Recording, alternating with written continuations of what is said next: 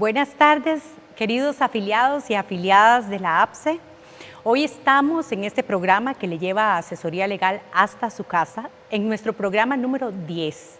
Y dada la coyuntura y la situación que tenemos en este momento, hoy tenemos un programa especial para ustedes que nos habla de un análisis técnico jurídico del proyecto de la Ley Marco de Empleo Público, expediente 21.336. Y contamos hoy con la presencia de doña Saray Esquivel, presidenta de la APSE. Buenas tardes, doña Saray. Buenas tardes. Y también contamos con la presencia de la licenciada Ileana Vega, quien va a estar con nosotros a lo largo del programa. Próximamente vamos a tener también al licenciado Ricardo Vindas Valerio, quien es economista y consultor de la APSE. Entonces vamos a estar con ellos. Adelante, doña Saray. Bueno, un gusto estar por aquí con todos ustedes, compañeros y compañeras, y todas aquellas personas que generalmente nos acompañan en estos programas. Hoy es una edición especial, digámoslo así. Un saludo para todos los compañeros que están por aquí. Hoy es una edición especial porque, bueno, durante mucho tiempo hemos tenido esa situación que se nos presenta con respecto a los programas a los proyectos de ley de empleo, ¿verdad? En estos días se le puso un texto sustitutivo a este proyecto de ley y entonces decidimos por iniciativa tanto de la dirigencia como del Consejo Nacional de hacer un espacio para informar a los compañeros sobre este proyecto de ley. Este proyecto en este momento contiene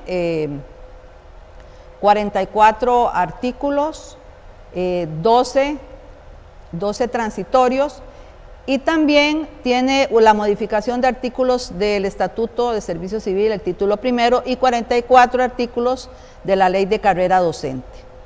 Como ustedes ven, tiene dos partes, digámoslo así. Una parte que es lo que hemos estado viendo sobre los proyectos de ley de empleo público, ¿verdad? Que tiene que ver con generalidades, que afecta a todo el sector público, como ahora les van a explicar, y tiene otra parte que tiene que ver directamente con el trabajo que realizamos en las instituciones educativas, los docentes y los administrativos. Y tiene modificación de artículos de la ley. Entonces son dos partes muy importantes, unas tienen que ver directamente con nosotros, otra tiene que ver con todo el sector público. Entonces esa diversidad, esa situación que se está presentando, hizo que hiciéramos esta presentación en dos partes, digámoslo así. Esta primera parte, que es lo que vamos a ver hoy, tiene que ver un poco de descripción de lo que es todos esos artículos que tiene que ver con todo el sector público, ¿verdad? Y como es un tema largo, en esta semana vamos a hacer esta primera parte, y la otra semana vamos a hacer la parte que tiene que ver con los artículos que cambian de la Ley de Carrera Docente y del título primero. Sí, les vamos a pedir que nos compartan las dudas que tengan. En esta semana lo que vamos a hacer es anotar todas esas dudas que ustedes tienen, y la otra semana ya, completando la segunda parte, entonces vamos a ver todas esas dudas y tratar de contestar lo más que se pueda, ¿verdad?, en el tiempo que tengamos. Pero entonces es un poco para que ustedes sepan cuál es la dinámica que vamos a tener. O sea, hoy no vamos a terminar con esta parte, con todo el proyecto de ley, sino que vamos a tenerlo en dos partes y finalizaríamos la otra semana. Por eso les digo que es una edición especial. Para nosotros nos pareció también importante pues que ustedes conozcan esto, porque el tema es un poco complicado, y entonces conozcan un poquito más, tanto los compañeros afiliados como las otras personas, otros funcionarios de otros ministerios, o los papás, o en fin, todos los que quieran pues poner atención también, porque a veces no escuchamos las cosas correctamente, o no nos dicen exactamente los medios de comunicación lo que realmente tienen los proyectos. Entonces, pues yo creo que ya de esta forma, ¿verdad?, dejamos aclarado qué es lo que vamos a hacer. Es una iniciativa muy importante que consideramos que es necesario que ustedes conozcan, y este es un medio muy atractivo, muy fácil de llegar en este momento, para todos ustedes. Entonces, pues aquí los dejo con las compañeras. Muchas gracias. Muchas gracias, doña Saray. Y sí, efectivamente, entonces, por favor, no dejen de enviar sus consultas, sus preguntas, para que nosotros podamos recogerlas y así podamos entonces, para la próxima semana, dar respuesta a esas preguntas que ustedes nos envían a través de la plataforma.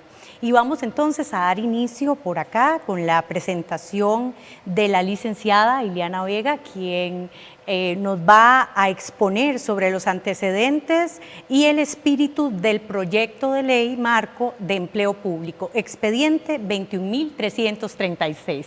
Así que los dejo con Ileana. Muchas gracias, Norita.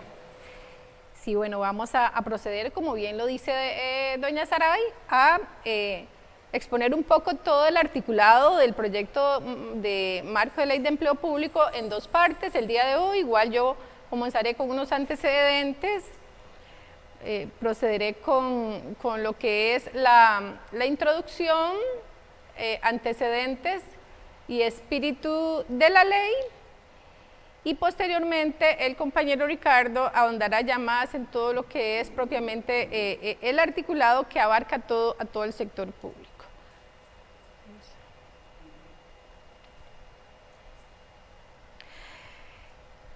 Para poder entender los alcances de este proyecto de ley, es necesario que todos conozcamos que este proyecto de ley fue propuesto o es una iniciativa de ley propuesta por el Poder Ejecutivo, es decir, es una iniciativa propuesta por el Presidente de la República en conjunto con el Ministerio de Planificación y Política Económica, Mideplan. Fue presentado recientemente a la Asamblea Legislativa el 18 de mayo del año en curso. Y una vez presentado a la Asamblea Legislativa, fue asignado para su estudio y dictamen a la Comisión Permanente Ordinaria de Gobierno y Administración para que en esta comisión se pueda estudiar el proyecto y rendir finalmente el informe o el dictamen legislativo. Muy importante tener en cuenta todos esta fecha. La Comisión Ordinaria de Gobierno y Administración tiene plazo o tiene fecha límite para dictaminar este proyecto el día 24 de septiembre de este año. Esto es una fecha muy importante a tener en cuenta.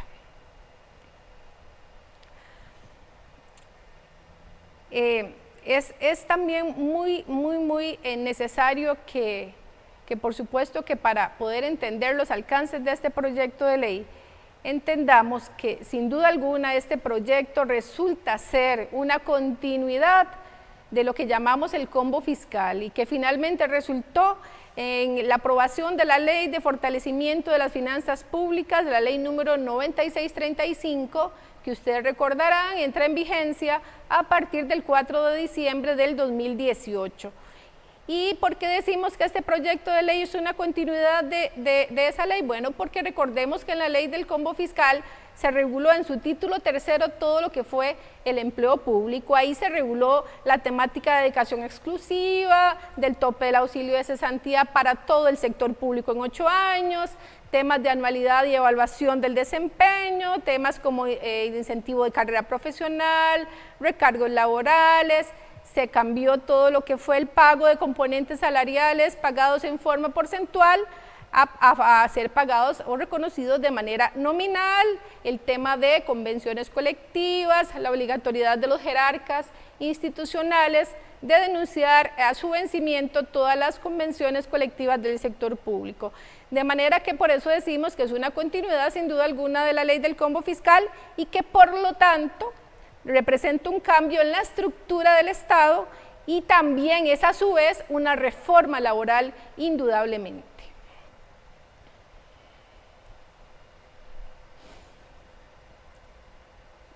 El proyecto de ley marco de empleo público que hoy día está en conocimiento de la Asamblea Legislativa se trata de una iniciativa de ley que es producto de las recomendaciones emitidas por instancias nacionales e internacionales. A nivel nacional, por estudios que ha hecho la Contraloría General de la República y a nivel internacional por parte de la Organización para la Cooperación y el Desarrollo, OCDE, que hicieron estudios oportunamente en temas de remuneraciones, competencias y alta dirección pública. Pero también, como antecedentes de este proyecto de ley, tenemos muchos otros estudios que se han hecho en tema del sector salarial o el tema salarial del sector público, como el documento denominado En Ruta hacia la Consolidación Fiscal del Ministerio de Hacienda del año 2013, Estudio de Gobernanza Pública de Costa Rica de la OCDE del año 2015, Informe sobre la gestión del Estado en materia de empleo público en procura de la eficiencia administrativa de la Contraloría General de la República de enero del año 2010, Costa Rica, Empleo y Política Salarial del Sector Público de la Academia Centroamericana en el año 2014, Política Nacional de Empleo Público, Construyendo un Estado al Servicio de las Personas, que fue un borrador del Consejo Sectorial de Empleo Público de Mideplan en el año 2014. Y también, como antecedentes de este proyecto de ley que hoy estamos analizando con ustedes, también hubo en la Asamblea Legislativa o como anteproyectos muchos otros proyectos de ley anteriores. Ustedes recordarán, o sea, este tema de lo que es reforma al empleo público no es nada nuevo para nuestra afiliación ni para el sector público. Ya han habido muchísimos proyectos de ley anteriores como antecedentes de este que no fueron efectivamente aprobados, pero han tenido el intento de llegar a reformular o a modificar el sector público costarricense. Y ahí tenemos muchísimos. En el año 2010 hubo anteproyectos, en el año 2009 se presentó también otra iniciativa, anteproyectos y proyectos de empleo público, iniciativa del Movimiento Libertario. Hubo un famoso proyecto, todos lo recordaremos, el 19.506, iniciativa de la diputada Sandra Pisk en el año 2015, y del Poder Ejecutivo también del gobierno actual en el 2015, etcétera. Es decir, que ya han habido muchísimos intentos de aprobar proyectos de ley de empleo público, y ahí vemos en esta lámina todos los antecedentes en ese sentido.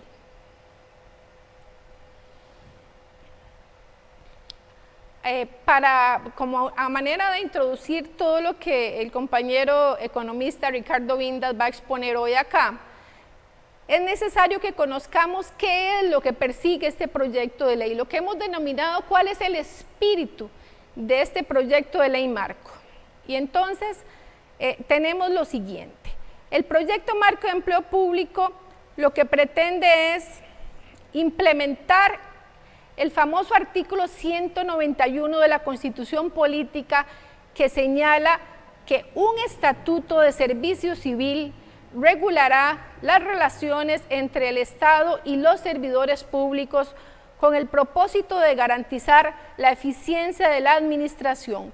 Es decir, que con fundamento en ese artículo constitucional que el constituyente previó que solo existiera un único régimen de empleo público en el país, es en lo que se fundamentan los legisladores para presentar este proyecto de ley marco. Y con fundamento entonces en ese artículo constitucional se pretende crear un único régimen de empleo público que, según la exposición de motivos del proyecto, sea un régimen coherente, equitativo, transparente y moderno, con la finalidad de asegurar, lo ponemos entre comillas, la eficacia y eficiencia en la prestación de los bienes y servicios públicos, conforme reza el artículo 1 y que ahora veremos más adelante.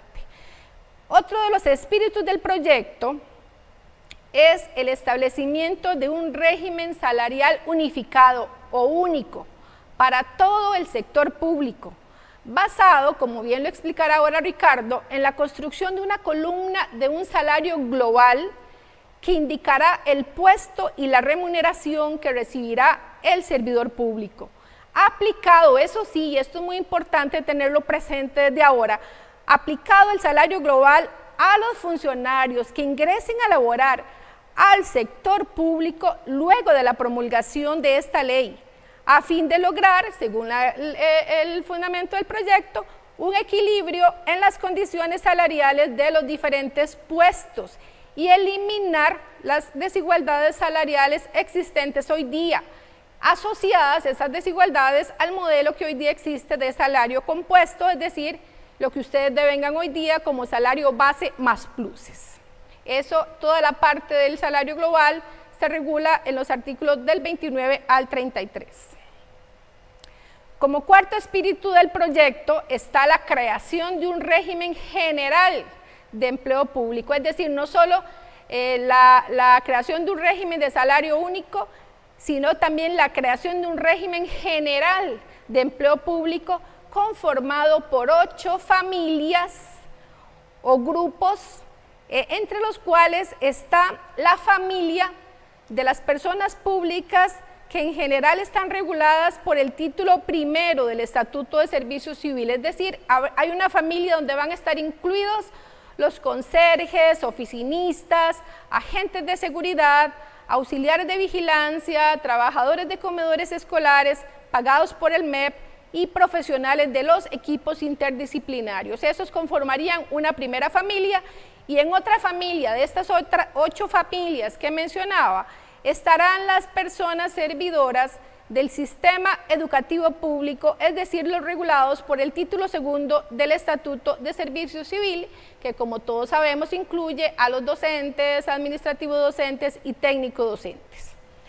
Como quinto espíritu del proyecto, tenemos que el proyecto propone el reconocimiento de estímulos no monetarios a los nuevos funcionarios únicamente, que hayan obtenido una calificación de muy bueno o superior en su evaluación del desempeño o por el rendimiento en su productividad, según el objetivo del proyecto, para buscar mecanismos de motivación. Ahora Ricardo les explicará cuáles estímulos no monetarios podrían ser parte del catálogo para ser otorgados.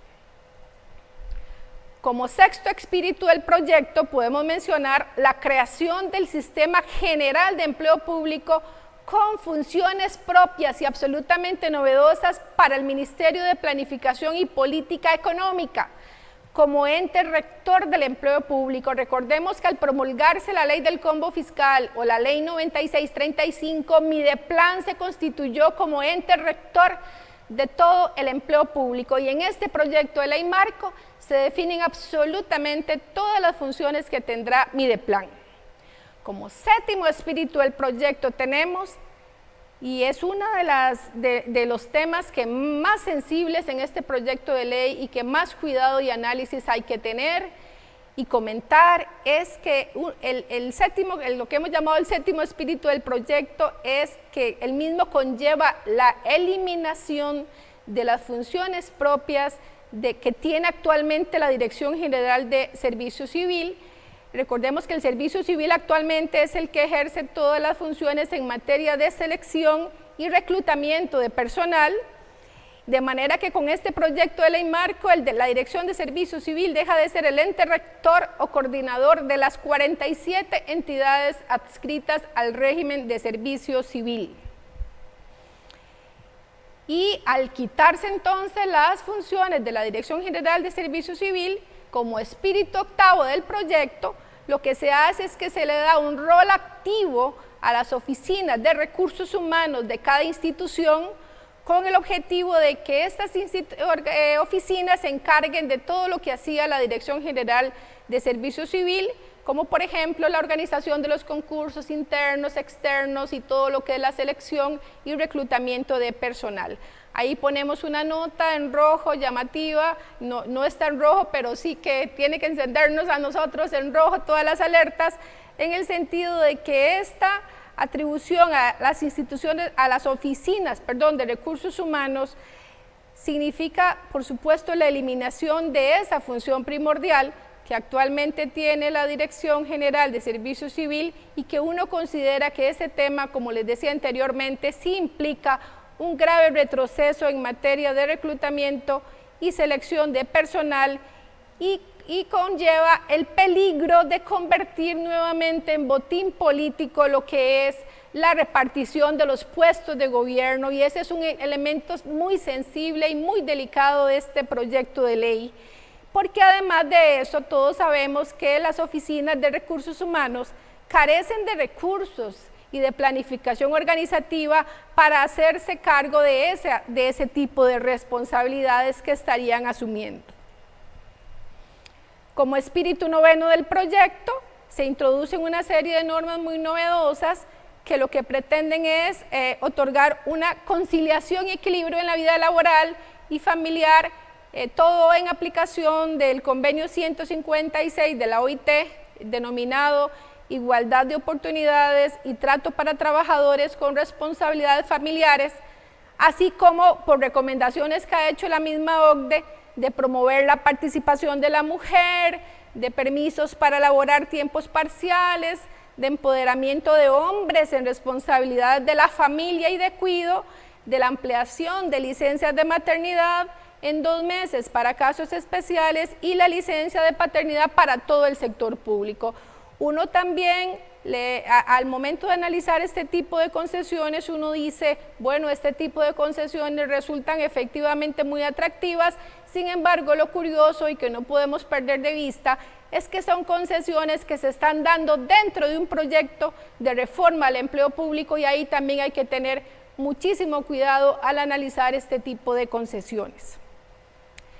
Como 10º espíritu del proyecto podemos mencionar lo que es el tema de las vacaciones, donde en este proyecto se establece un tope de 20 días hábiles de vacaciones en el sector público, pero para los nuevos funcionarios que ingresen después de promulgada la ley, excepto el sector educativo, como veremos hoy día con Ricardo y la próxima semana, cuando expliquemos ya propiamente las modificaciones a la ley de carrera docente. Como espíritu del proyecto número 11 tenemos la modificación de artículos del Estatuto de Servicio Civil título 1 y como bien lo decía nuestra presidenta al inicio, la modificación de 44 artículos de la ley de carrera docente, es decir, el título 2 del Estatuto de Servicio Civil, que toda esta modificación de artículos la veremos la próxima semana. Otro de los espíritus del proyecto es la equiparación de la remuneración salarial entre primaria y secundaria del personal docente de la familia de personas públicas del sistema educativo. Este es un tema muy interesante que ha sido el clamor absoluto de nuestros compañeros de primaria de años, que haya una equiparación salarial entre la primaria y la secundaria y este tema lo trae este proyecto de ley.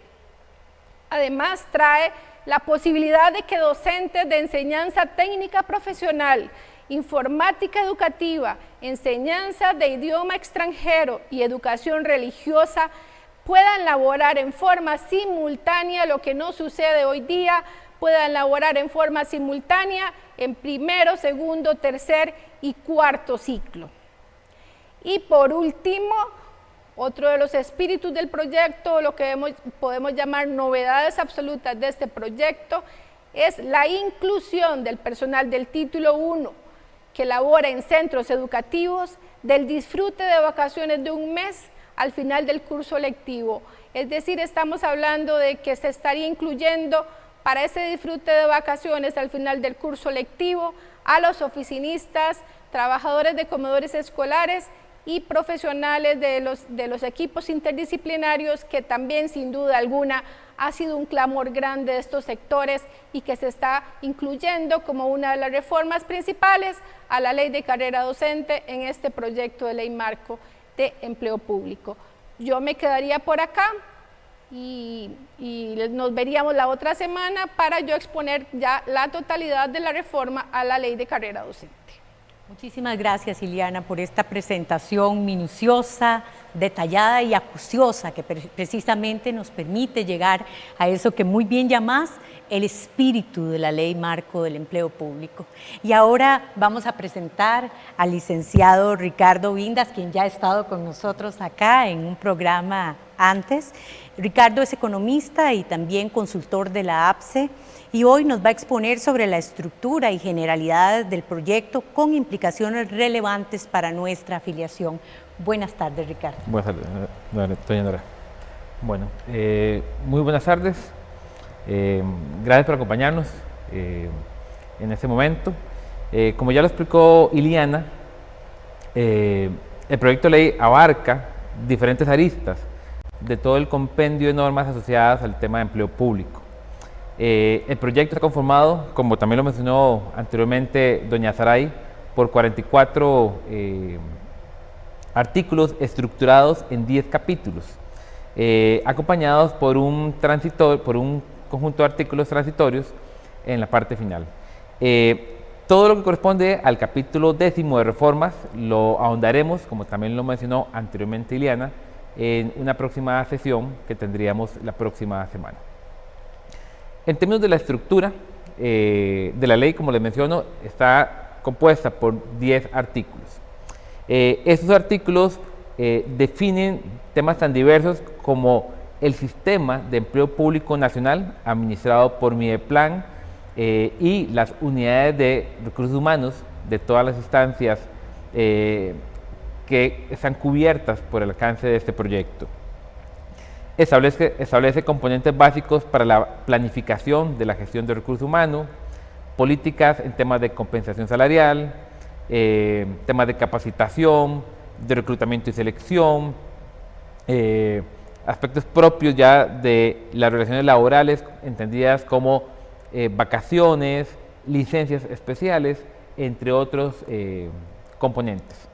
La intención de este espacio, el día de hoy, es enfocarnos en lo que abarca cada uno de esos capítulos y ahondar un poco más de detalle en aquellos artículos que tienen condiciones particulares o especiales en términos de la afectación de todos los trabajadores del sistema educativo costarricense.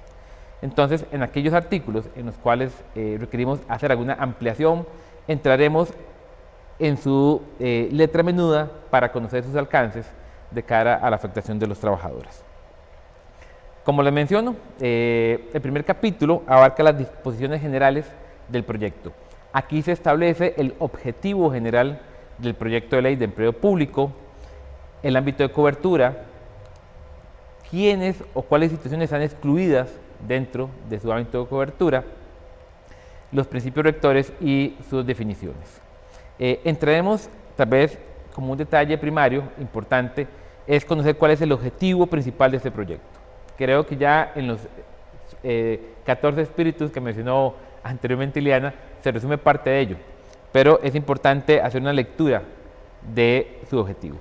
Se establece como tal la intención de regular las relaciones estatutarias y de empleo público entre la administración pública y las personas servidoras públicas, con la finalidad de asegurar la eficiencia y eficacia en la prestación de los bienes y servicios públicos, así como la protección de los derechos subjetivos en el ejercicio de la función pública en el Estado social y democrático de derecho, de conformidad con el imperativo constitucional de un único régimen de empleo público que sea coherente, equitativo, transparente y moderno. Quiere decir que todo el articulado que ahondaremos con más detalle se enfocan en generar un único régimen de empleo público que permita una gestión más eficiente y efectiva, con base en la cual se establecen procedimientos y reglas para temas tan diversos como la compensación salarial o temas de reclutamiento y selección. En línea de ello, el artículo 2 establece el ámbito de cobertura de este proyecto de ley. Este proyecto abarca todos los poderes de la República, todo el sector público descentralizado, conformado por instituciones autónomas, órganos adscritos, universidades, Caja Costarricense de Seguro Social, instituciones semiautónomas y organismos adscritos. Asimismo, todo el sector público territorial conformado por municipalidades, consejos municipales de distrito y sus empresas. El artículo 3 excluye dentro del ámbito de competencia todas las empresas públicas que están en competencia de mercado abierto, por ejemplo, los bancos públicos, el Instituto Costarricense de Electricidad o el Instituto Nacional de Seguros. Asimismo, todos aquellos entes públicos no estatales, por ejemplo, los colegios de profesionales. Eso quiere decir que es un marco de ley que abarca prácticamente el 90%, si no es que más, de todo el sistema público estatal. A partir de ese objetivo y su ámbito de competencia, se establecen un conjunto de principios rectores que orientan los objetivos detallados del proyecto de ley. Entre otros, hay dos principios que son importantes recalcar. Creo que también se mencionaron anteriormente en la participación de Iliana. El primero de ellos es establecer el Estado como único patrono. Se define claramente que independientemente dónde se esté elaborando, el patrono de todos los servidores públicos es el Estado como tal. Sea que nos contraten municipalidades, ministerios o instituciones adscritas, el Estado es el patrono único, lo cual conlleva de por sí un conjunto de reglas para los periodos de nombramiento de los trabajadores.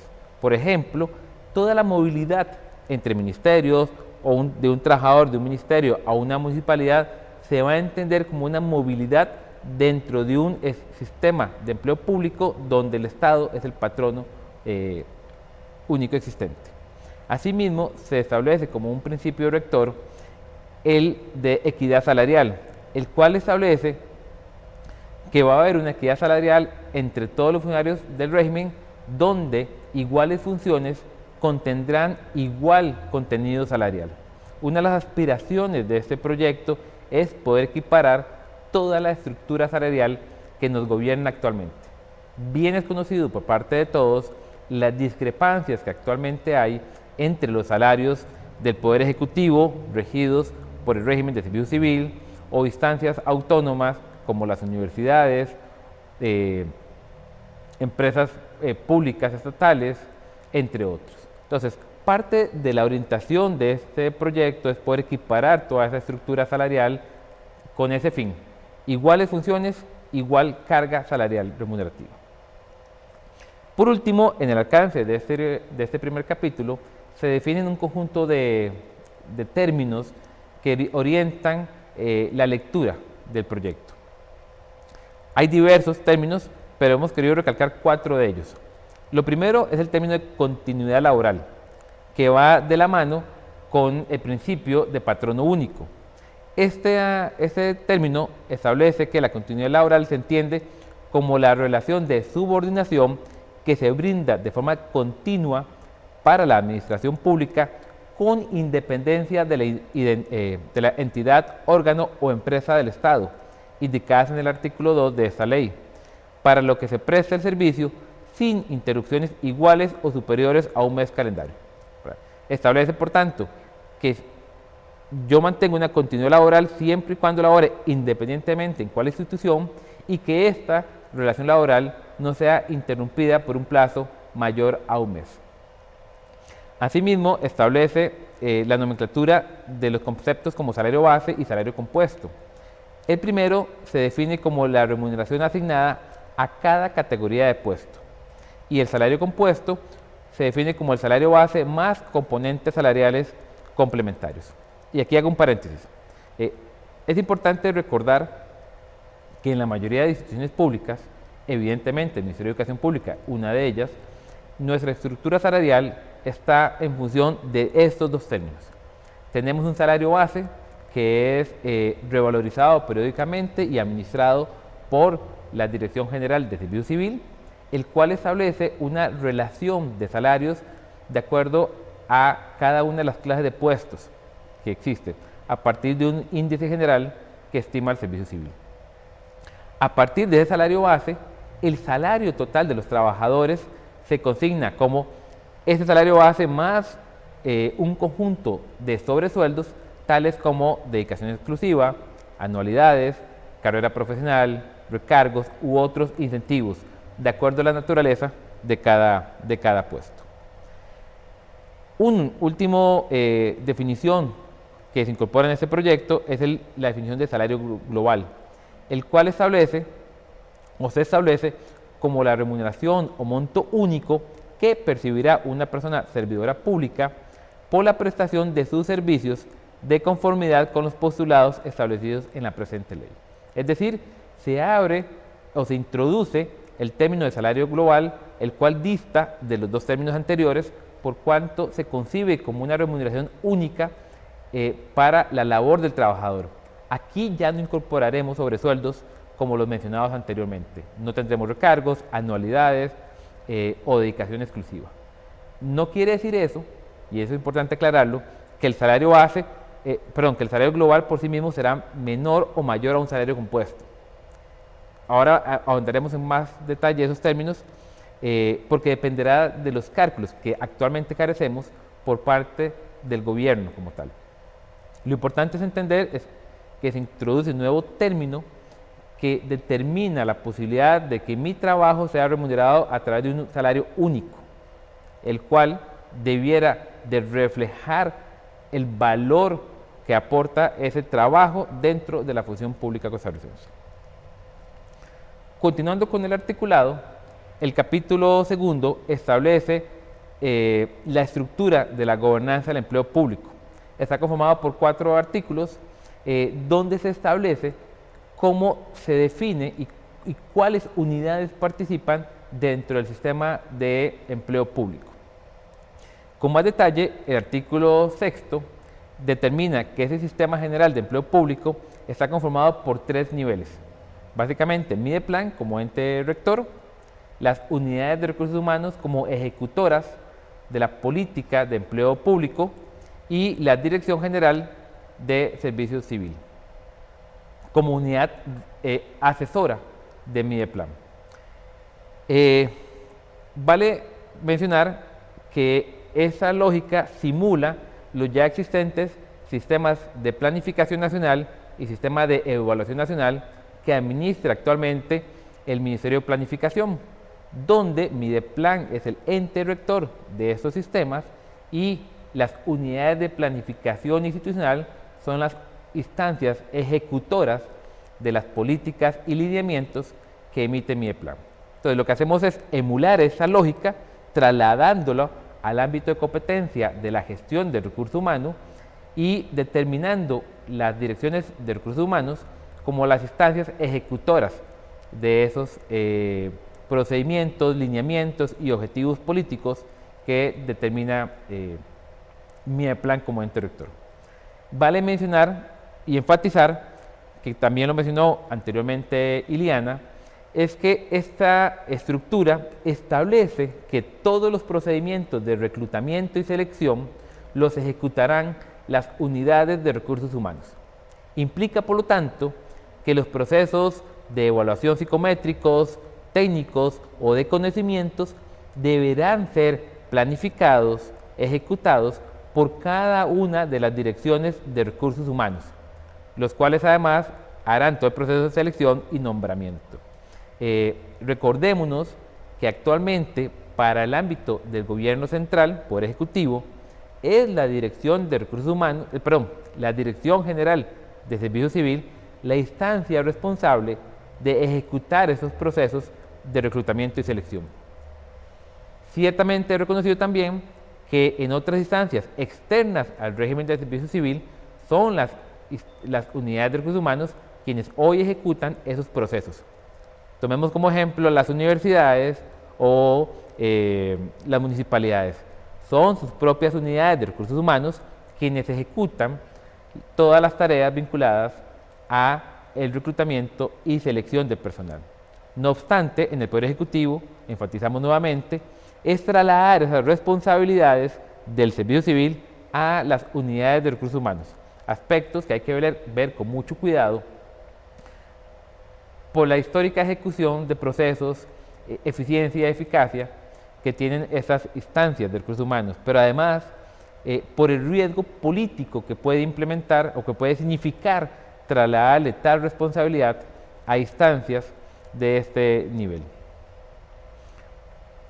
Pasamos ahora al capítulo 3 de la planificación del empleo público. En esta básicamente se establece un conjunto de postulados rectores del proceso de planificación que debe ejecutar Mideplan como ente rector y las unidades de recursos humanos como ejecutoras del sistema, y además define la creación de una plataforma integrada de empleo público que administrará el Ministerio de Planificación. Esta plataforma, entre otros componentes, tendrá información tal como la demanda de servicios laborales que ofrecen las diferentes, o mejor dicho, que requieren las diferentes instancias públicas. Vale mencionar que dentro de los postulados de planificación se establece la responsabilidad de las unidades de recursos humanos de realizar análisis de las disponibilidades y necesidades del personal, convocatorias de concurso, las medidas y políticas de promoción interna y formación del personal, los programas de capacitación y estimar los requerimientos financieros para la correcta ejecución de dicha planificación. Es una tarea compleja que en cierta forma hoy actualmente muchas de las unidades de recursos humanos deben de hacer. No obstante, repito, la experiencia lo que nos dice es que esa planificación normalmente no es la más adecuada y exitosa. Pasamos ahora al capítulo 4 del proyecto de ley. Este capítulo establece la organización del trabajo, estableciendo la creación de un régimen general de empleo público estructurado o conformado por 8 familias de puestos, mencionado también anteriormente por Iliana. Estas 8 familias incorporan, por ejemplo, la familia de servidores públicos en general, que están cubiertos por el título primero y cuarto del Estatuto del Servicio Civil, las personas servidoras en las ciencias de la salud, el área policial, los funcionarios del sistema educativo público, personas servidoras de las universidades públicas, toda la familia de funcionarios de la Administración de Justicia y por último, los funcionarios del Servicio Exterior y de Confianza. Para el alcance del Ministerio de Educación Pública nos enfocamos en lo que es la familia 1 y 4, donde se cobijan todos los trabajadores de título primero que laboran tanto a nivel central, regional como en centros educativos. Entendamos para ello trabajadores como misceláneos, agentes de seguridad, consejeros de centros educativos, los profesionales de los equipos interdisciplinarios, etc. Y como una familia independiente, todos los funcionarios de título segundo que laboran en los centros educativos y el nivel central y regional. Aquí estamos incluyendo, o se está incluyendo, todos los funcionarios que están nombrados en puestos propiamente docentes, técnico-docentes y administrativo docentes. Solo menciono como un aspecto importante que se ha planteado la posibilidad de generar una única familia de empleados de todo el sistema educativo, la cual amalgame no solo los funcionarios de título segundo, sino también aquellos trabajadores de título primero que ejercen sus labores en centros educativos. No obstante, el alcance establecido en el proyecto tal y cual está hoy los diferencia. El capítulo 5 del proyecto de ley hace referencia a la gestión del empleo y establece un conjunto de artículos en los cuales se definen los procesos y las responsabilidades para los procesos de reclutamiento y selección, desvinculación del trabajador, movilidad de empleo, entre otros. Aquí sí hay importante recalcar los alcances del artículo 13 y 14 y el artículo 19 en lo que se refiere al proceso de desvinculación. Antes de entrar en ellos, también menciono como aspecto colorario, es que se adiciona toda una terminología y toda una política para lo que se define personal de la alta administración pública. Este proyecto de ley define la necesidad de crear un conjunto de normas y procedimientos específicos para los puestos gerenciales, los cuales serán reclutados, seleccionados y capacitados con procesos específicos orientados a crear un rango de puestos orientados a la gestión gerencial del sector público con miras a mejorar los resultados de los servicios públicos. Y eso es lo que alcanza el artículo 15 y 16 de este proyecto. Les mencionaba que queríamos andar con más detalle, o que es importante mencionar con más detalle, los alcances del capítulo, perdón que ahí se nos perdió un poquito la presentación. Vamos a ver qué pasó. Ya, dame un segundito para ubicarme nuevamente en el capítulo 5, que es por donde íbamos. Bueno, para aprovechar podemos pedirle a nuestra afiliación que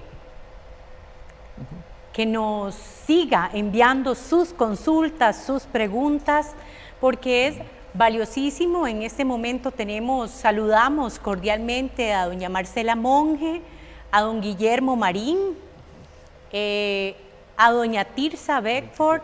Les agradecemos muchísimo esas constantes consultas que ustedes nos hacen, también el agradecimiento constante por este trabajo. Recuerden que APSE hace un esfuerzo especial para llevar a ustedes de conocimiento, la información, con el objetivo de crear una conciencia crítica para que cada uno de ustedes logre saber por qué nosotros vamos a luchar. ¿Cuál es esta lucha que nosotros estamos dando y cuáles son las razones de esta lucha? Pero para eso tenemos que empoderar a nuestra afiliación. Nuestra afiliación necesita conocer precisamente estas leyes. Entonces, adelante, continuamos con Ricardo. Gracias. Sí, por inconvenientes, se nos perdió un poquito la presentación, pero vamos a retomarlo.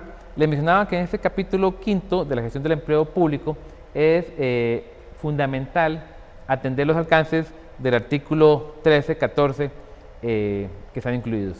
El capítulo 13, como les mencioné anteriormente, define que el proceso de reclutamiento y selección se hará con base en la idoneidad para la cual Mideplan emitirá un conjunto de lineamientos generales que establecen todas las reglas de negocio que deberán de ejecutar las unidades de recursos humanos como responsables de este proceso de reclutamiento y selección. ¿Verdad? Pero además, en el inciso A de dicho artículo, incorpora una de las condiciones por las cuales no podría o no podrá elegirse un servidor público. Específicamente indica que toda persona que esté ligado por parentesco de consanguinidad o de afinidad en línea directa o colateral hasta tercer grado, inclusive con el jefe inmediato ni con los superiores inmediatos de éste en la respectiva dependencia. Esta norma es totalmente nueva para el alcance del régimen de servicio civil.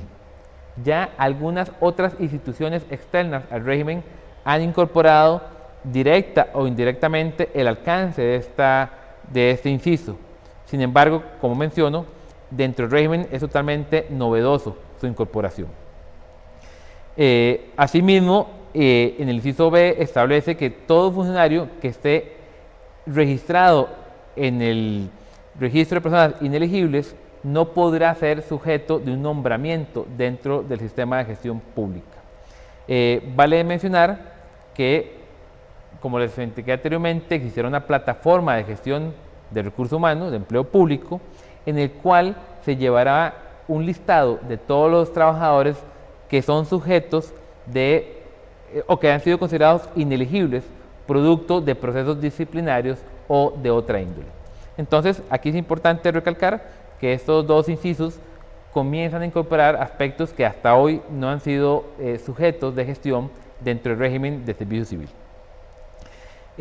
Asimismo, como le menciono, el artículo define que Mideplan establecerá un conjunto de lineamientos para el proceso de reclutamiento y selección y que serán las instancias de recursos humanos de cada institución las responsables de ejecutar los procesos como tal.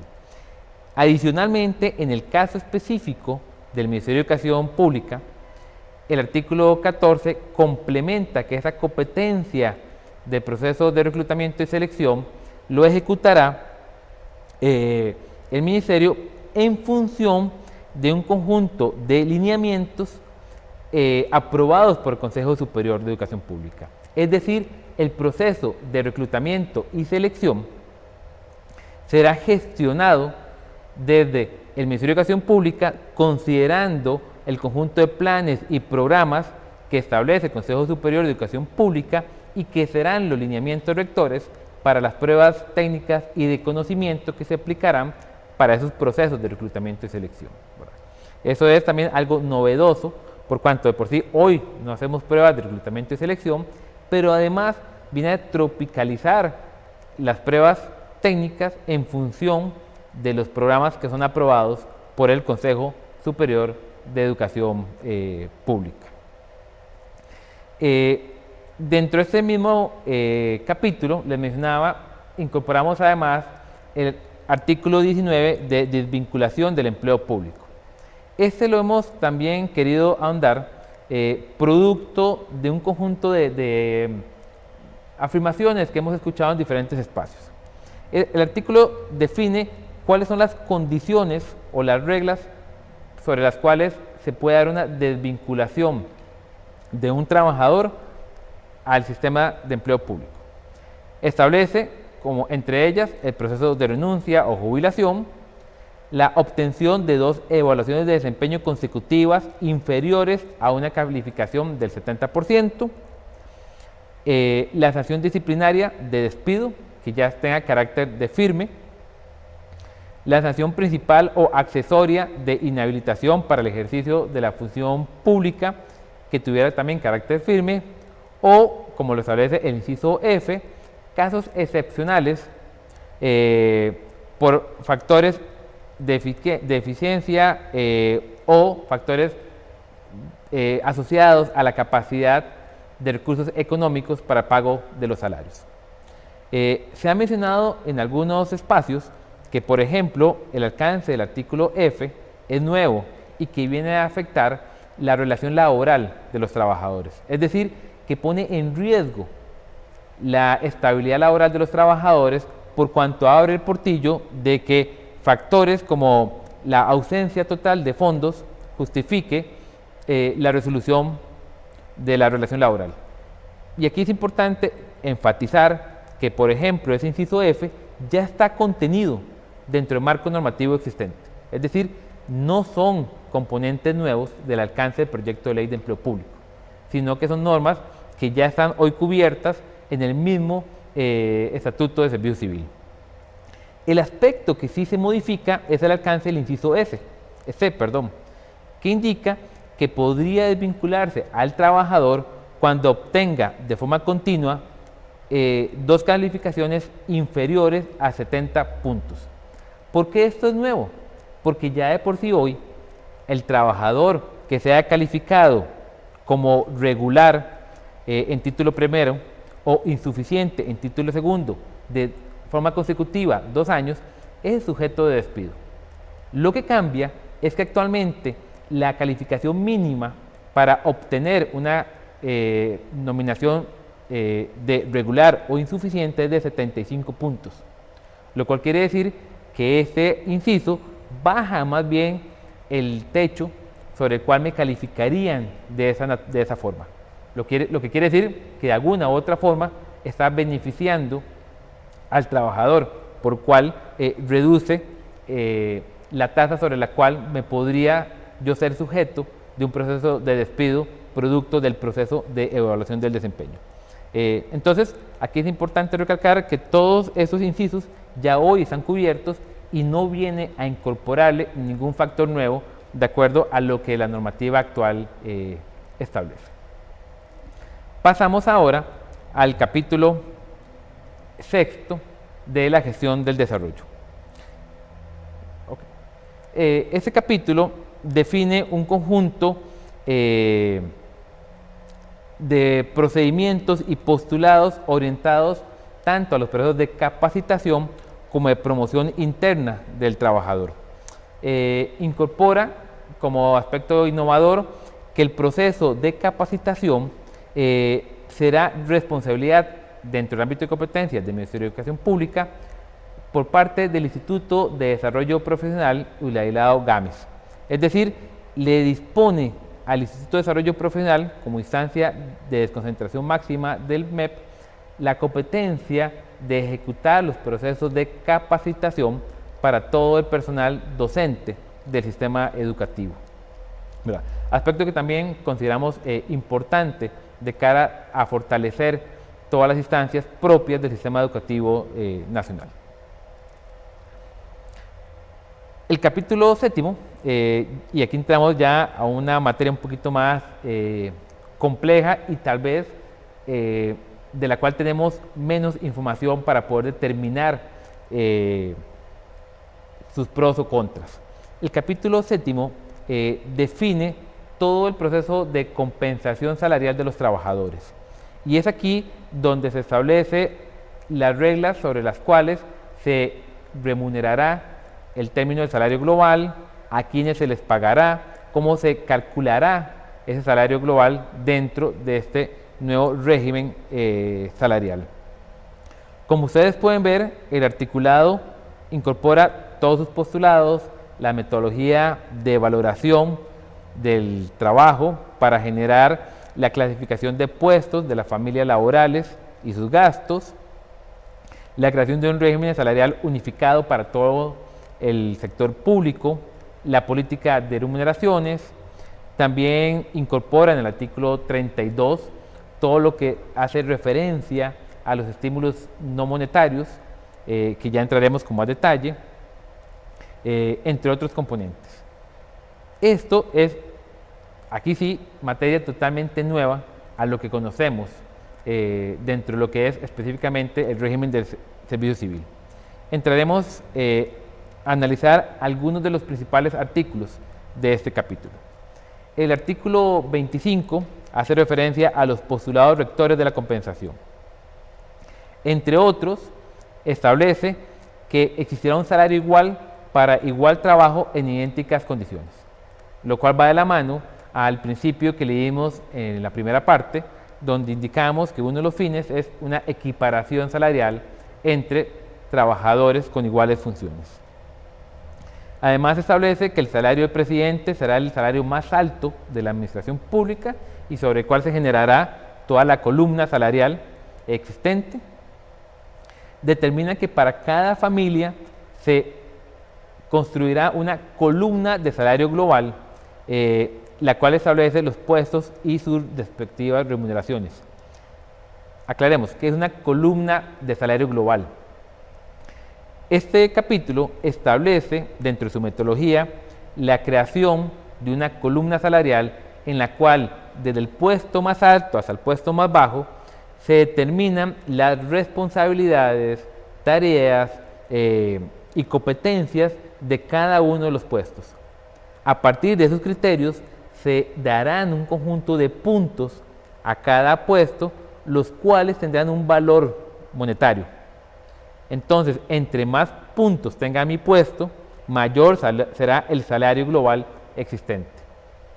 Evidentemente, repito, eso estará en función de la responsabilidad del puesto, del ámbito de competencia, de sus requisitos, entre otros.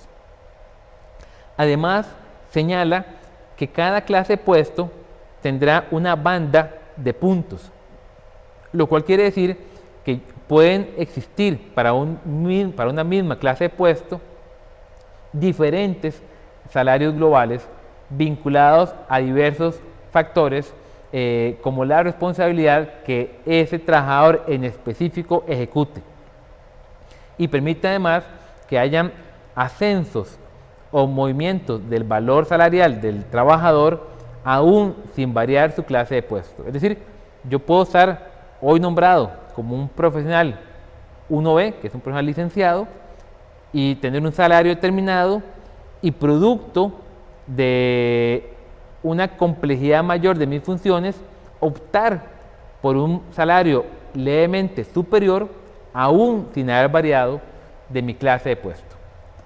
Repito, tal vez es un tema un poco complejo y lamentablemente del cual tenemos menos información, porque no hay a este momento, por lo menos conocido por parte de nosotros, una estimación preliminar de esos valores monetarios, es decir, del valor de los salarios globales, como para poder determinar y conocer las implicaciones para cada uno de los trabajadores. Continuando, dentro de esos postulados también se menciona que los salarios se ajustarán al menos por costo de vida, ¿verdad? y que ajustes distintos al costo de vida serán promulgados por Mideplan, es decir, el Ministerio de Planificación evaluará periódicamente aumentos adicionales al costo de vida, pero deberá contar previamente con el aval del Ministerio de Hacienda. Vale mencionar en estos dos postulados aspectos importantes.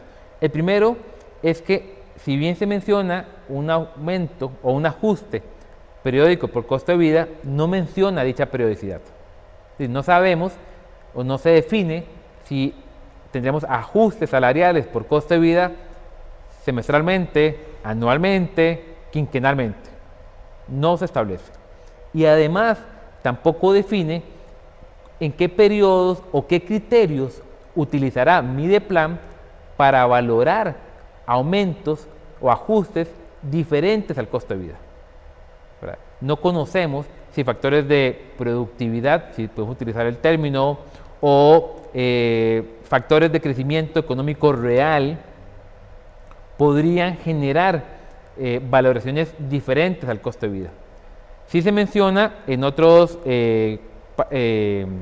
artículos que se harán estudios de mercado para determinar esos ajustes salariales. Sin embargo, nuevamente hay que tener mucho cuidado de eso, especialmente en un sector tan particular como el de educación, por cuanto el MEP, el Ministerio de Educación, es básicamente el único contratante de docentes, porque abarca más del 90% de todos los trabajadores de educación. Quiere decir que compararnos con el mercado privado de educación no es un punto de referencia por el tema del peso que tiene el Ministerio de Educación. A la par de esos postulados, el artículo 32 define la creación de estímulos no monetarios, los cuales, como mencionó anteriormente Iliana, están asociados a la evaluación del desempeño del trabajador. Indica que para una calificación muy buena o superior, el trabajador será sujeto de un estímulo no monetario. Aquí es importante recalcar dos aspectos. Lo primero es que estos estímulos no monetarios aplican exclusivamente para los funcionarios nuevos, que son aquellos que están cobijados bajo la lógica de un salario global, ¿cierto? Para aquellos trabajadores que no están cubiertos bajo el salario global, sino que tienen un salario compuesto, los estímulos monetarios no son sujetos de reconocimiento. Y esto parte de una lógica en la cual, si yo tengo un salario compuesto, calificaciones superiores al muy bueno me permiten optar por una anualidad adicional. Es decir, tengo un reconocimiento monetario por esa calificación, ¿verdad? Eso es importante recalcarlo para que entendamos que solo los trabajadores nuevos son sujetos de esos estímulos no monetarios. El mismo artículo define que Mideplan creará una lista de posibles estímulos. No tenemos claro cuáles son ellos. En algunos espacios de discusión con personeros de Mideplan se han mencionado ejemplos como becas, capacitaciones, entre otros. Pero nuevamente no tenemos todavía información clara para poder detallar con mayor información cuáles son y el valor implícito de esos estímulos no monetarios. Y por último, vamos a ver que otra vez se me pasó la filmina. Dame un segundito. Tengo otra vez el problema de la presentación. Vamos por el artículo 34, ya me lo van a buscar. El artículo 34, que es el último de este capítulo, establece que el salario compuesto de los servidores públicos actuales mantendrá su vigencia. Es decir, todas aquellas personas que estén nombradas previo a la vigencia de presente ley mantendrán sus derechos y su estructura salarial como salarios compuestos. Aquí también es importante hacer hincapié que ya hoy los salarios compuestos tienen una afectación producto de la ley 9635, en la cual se estableció el congelamiento o la nominalización de los sobresueldos. ¿Qué quiere decir esto? Que todos los trabajadores que hoy tengan salario compuesto y que perciban, entre otros componentes, las anualidades, carrera profesional, recargos o dedicación exclusiva, el valor de esos sobresueldos se calculan no tomando como referencia el salario base actual, es decir, su valor que perciben actualmente por concepto de salario base, sino que se calculan con base en el valor del salario del segundo semestre del 2018. Eso quiere decir que si bien de aquí en adelante podríamos tener aumentos salariales por costo de vida, este aumento se limita exclusivamente al salario base. Es decir, solo este se pondera por el costo de vida. El valor de lo que todos los trabajadores reciben por dedicación, por recargos, por anualidades, se mantienen fijos porque están directamente asociados a un valor pagado en julio 2018. Nos quedan 3 capítulos, vamos a entrar ya en una materia un poquito más ligera. El capítulo 8 de gestión de las relaciones laborales establece el nuevo tope de vacaciones y la posibilidad de conceder permisos especiales para cuidado de familiares por enfermedad o discapacidad, la ampliación de la licencia por hasta 2 meses en condiciones especiales de maternidad y además crea el permiso por paternidad. Esos aspectos también los mencionó anteriormente Iliana, por lo menos en lo que se refiere al artículo 36, 37 y 38, son aspectos nuevos, innovadores e interesantes, porque implican reconocer derechos como el de la paternidad o el cuidado a personas en condiciones de salud especiales. Por lo tanto, aquí el énfasis que hay que tener está enfocado en el artículo 35. Ese artículo 35 sí viene a modificar la normativa actual, por cuanto establece que existirá un tope máximo de 20 días hábiles por concepto de vacaciones para aquel trabajador que tenga 5 o más años de servicio. Acordémonos que actualmente un trabajador puede optar por hasta 26 días de vacaciones si tiene 10 o más años de servicio. Y es importante recalcarlo, eso en lo que corresponde a título primero, ¿verdad? Por cuanto existe normativa específica para título segundo. De hecho, ese mismo artículo, el artículo 35, establece que los profesores propiamente docentes tendrán su periodo de vacaciones vinculados al cierre e inicio del curso lectivo más los meses de julio. Y también detalla las reglas sobre las cuales puestos como los administrativos docentes y técnicos docentes tendrán vacaciones. Indica, lo cual es un poco particular, que estos tendrán los mismos derechos que los docentes, aunque estén regulados por título segundo, pero señala que aplica solo para aquellos que impartan lecciones. Lo cual es un tanto confuso porque da a entender de forma previa que solo los puestos administrativos docentes y técnico docentes que están ejerciendo labores mediante elecciones son sujetos de vacaciones similares a los puestos propiamente docentes. En la sesión del próximo miércoles ahondaremos más del tema porque también se incorpora en este proyecto una reforma al Estatuto de Servicio Civil en lo que corresponde a carrera docente que habla del tema de vacaciones y tiene ciertas desintonía con lo que expone este artículo 35, por lo cual lo dejaremos aquí y ahondaremos con más detalle en la próxima sesión. Concluimos con el capítulo 9, que establece disposiciones varias, entre ellas las excepciones de esta norma. Básicamente las excepciones son el conjunto de puestos que están excluidos del alcance de la misma, entre ellos puestos como el de presidente, ministros, los puestos de confianza, entre otros. Y por último, el capítulo 10 define un conjunto de reformas y derogaciones a disposiciones legales Tal vez la más importante son todas las que están vinculadas a las modificaciones de la carrera docente, que en resumen son 44 artículos que tocan aspectos muy diversos, que como menciono, el próximo miércoles Iliana Vega ahondará con mucho más detalle por la complejidad y especificidad que tiene este componente. Por último, el proyecto de ley define un conjunto de transitorios. Vamos a ver. No estaban pasando las firminas. Ok. Establece un conjunto de transitorios que, vale recalcar, los transitorios son condiciones específicas en las cuales se establecen periodos para implementar ciertos procesos o responsabilidades que el proyecto establece.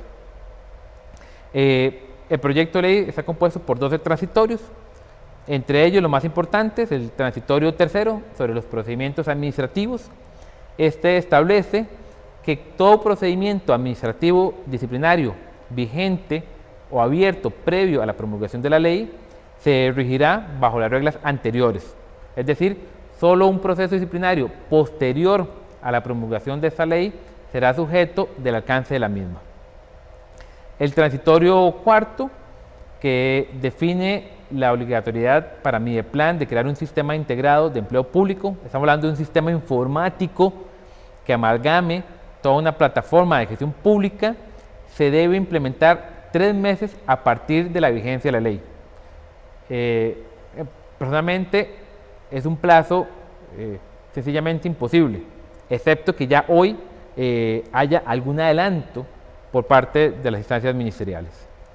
El transitorio quinto define que los procedimientos de reclutamiento y selección deberán implementarse a más tardar 12 meses posteriores a la promulgación de la ley. Quiere decir, por ejemplo, que el Ministerio de Educación Pública tendría 12 meses aprobada la ley para implementar su primer proceso de reclutamiento y selección, considerando, entre otros aspectos, los programas, planes que establece el Consejo Superior de Educación. De igual forma, y asociado a lo anterior, el transitorio sexto, en referencia a las pruebas técnicas, establece un plazo de 12 meses para su implementación. El transitorio octavo del sistema de evaluación de desempeño define que tienen que implementarse 8 meses después de publicada la ley, y también determina que en el caso del Ministerio de Educación Pública, para la familia de funcionarios de título segundo, es decir, puestos propiamente docentes, técnico-docentes y administrativo-docentes, el sistema de evaluación de desempeño docente estará promulgado bajo la competencia del Consejo Superior de Educación. Quiere decir que es el Consejo quien establecerá las reglas sobre las cuales se hará esa evaluación del desempeño. Y por último, los transitorios 10, 11 y 12 mencionan ciertas reglas, tal vez el más importante, el 10º, que indica que a partir de promulgada la ley se hará una equiparación de la remuneración de los trabajadores de primaria y secundaria, todos ellos nombrados mediante elecciones. Y termino tal vez enfatizando esto. Hemos luchado en diferentes instancias de la necesidad de equiparar los salarios de primaria y secundaria. Pero como hemos explicado en otros espacios de discusión, más que una equiparación salarial, el problema que tenemos actualmente es una equiparación del proceso de nombramiento. Un profesor de secundaria, de educación de adultos, de educación técnica, es nombrado por lecciones. Y esto permite que el docente pueda tener desde 2 o 5 lecciones hasta 48 lecciones. Y el hecho que se nombre por lecciones hace también un entendimiento diferente a lo que es trabajar más de 30 lecciones, por cuanto todas ellas forman parte de su salario base. En primaria se trabaja o se nombra mediante una asignación de un nombramiento por un puesto que equivale a 30 lecciones. pero se entiende como tal, como un puesto único. Por consiguiente, ese trabajador no puede ser nombrado en ningún centro educativo por menos de 30 lecciones. Y además, lecciones adicionales no se conciben como tales, sino que se entienden como un sobresueldo. Es decir, hoy un trabajador de primaria, de educación física, por ejemplo, que trabaje 40 lecciones, es nombrado en una plaza que equivale a 30 lecciones. Y las 10 adicionales, para completar las 40, se les paga como un sobresueldo, llamado ampliación de la jornada laboral. Y este, por tanto, no forma parte de su salario base. ¿Qué implica esto? Que por efecto de la nominalización, por ejemplo, esas 10 lecciones valen menos. ¿Por qué? Porque están calculadas a junio del 2018, ¿verdad? Pero además le limita las posibilidades de ejercer su nombramiento en otros centros educativos donde se podrían requerir menos lecciones. De allí que ese transitorio es muy importante porque nos permite equiparar este valor. En la sesión del próximo miércoles podremos entrar a conocer algunas estimaciones de las implicaciones monetarias de esta equiparación en el proceso de contratación. Sería eso, doña Nora. Muchísimas gracias y muchísimas gracias a Ricardo y a Ileana, que no solamente nos hacen una descripción de este proyecto, sino lo han mirado con una mirada acuciosa en beneficio de nuestra afiliación. Y eso es fundamental. Quiero reconocer y quiero cerrar esta sesión con el comentario de nuestro compañero José Valentín, a quien agradecemos montones, el reconocimiento que hace a este trabajo de APSE, el reconocimiento a ese recurso humano que ha estado en esta época de emergencia, siempre, pero en esta época de emergencia particularmente, en la lucha, en la defensa, en el estudio de los derechos de la afiliación, pero no solamente eso, sino en la información de otras personas también, para la generación de conciencia sobre los temas que nos ocupan en esta época de emergencia. No dejen de mandarnos sus preguntas, sus dudas para la próxima semana, que vamos a tener una ampliación precisamente de este tema que hemos estado compartiendo hoy con ustedes, con la presencia de la compañera Ileana y el compañero Ricardo, quienes estarán también con nosotros la próxima semana. Sigamos adelante, compañeros. Cuando vimos la situación en marzo decían, bueno, quédate en casa, pero es muy fácil quedarse en casa para una familia que vive, por ejemplo, en una vivienda de más de 100 metros cuadrados, donde cada uno tiene su lugar, sus aposentos, donde, por ejemplo, se tiene una computadora, el internet, pero esa no es la realidad de muchas de las familias costarricenses. Y ahí es donde creo que después de más de 3 meses de tener esta situación, las cosas han cambiado, ¿verdad? Sí, la gente necesita trabajo. Más bien la gente necesita es comer, ¿verdad? Y lo logras por el trabajo. Entonces, ahí es donde estamos en problemas, porque es una contradicción otra vez. La gente quiere trabajar porque necesita comer, pero resulta que es difícil que vaya a trabajar por las condiciones de la pandemia. Garantías laborales, incentivo de formalización de trabajo, financiamiento de programas sociales. De ahí no se pueden financiar programas sociales y de salud si no tenemos unas finanzas públicas sólidas. Y para eso vamos a tener que discutir, creo yo, lo queramos o no, el otro año nuevamente vamos a tener que discutir cómo se financia el Estado costarricense y otra vez vamos a tener que hablar de progresividad en los impuestos y de medidas contra el fraude y la corrupción.